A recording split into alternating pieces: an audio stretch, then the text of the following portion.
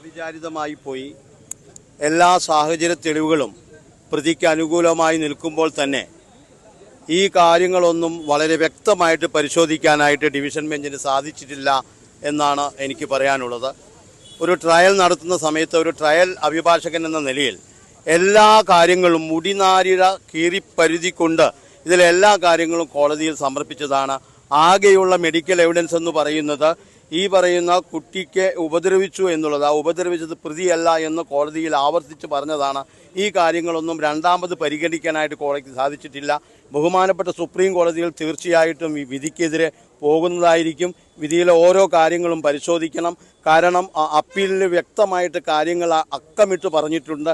അക്കമിട്ട് പറഞ്ഞ കാര്യങ്ങൾ ഒരു നിരപരാധിയായ ഒരു പ്രതിയെ രക്ഷിക്കാൻ സാധിക്കില്ല എന്നുള്ള ഒരൊറ്റ വേദനയാണ് ഈ സമയത്ത് എനിക്കുള്ളത്. കാരണം മറ്റ് ആരോ കുറ്റം ചെയ്തിട്ട് മറ്റേതോ പ്രതികൾ കുറ്റം ചെയ്തിട്ട് അവരെ കുറിച്ച് അന്വേഷിക്കാനോ ആ സമയത്ത് SP ആയിരുന്ന ഉണ്ണിരാജ അവർകൾ തയ്യാറായില്ല.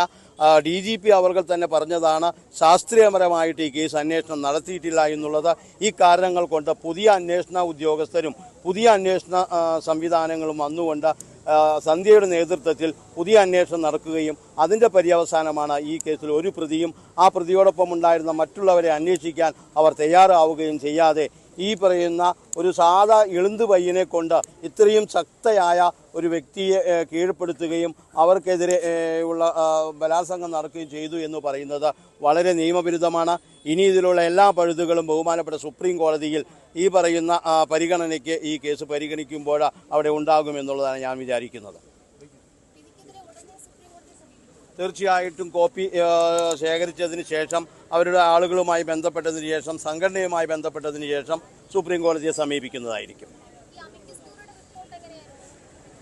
തീർച്ചയായിട്ടും പുതിയ 2021 സുപ്രീം കോടതിയുടെ പുതിയ മാനദണ്ഡങ്ങൾ വെച്ചുകൊണ്ട് പ്രതികൾക്ക് വധശിക്ഷ കൊടുക്കണമോ വേണ്ടയോ എന്നുള്ളതിൻ്റെ ഒരു റിപ്പോർട്ട് തരണമായിരുന്നു.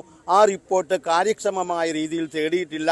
പ്രതിയിൽ ചെന്ന് അന്വേഷിക്കുകയോ പ്രതിയുടെ കുടുംബത്തെക്കുറിച്ച് അന്വേഷിക്കുകയോ പ്രതിഭാഗത്ത് അഭിഭാഷകരെ കുറിച്ച് അന്വേഷിക്കുകയോ ഈ പറയുന്ന അമിക്കസ് ക്യൂറി ചെയ്തിട്ടില്ല, അല്ലെങ്കിൽ കോടതി ചെയ്തിട്ടില്ല.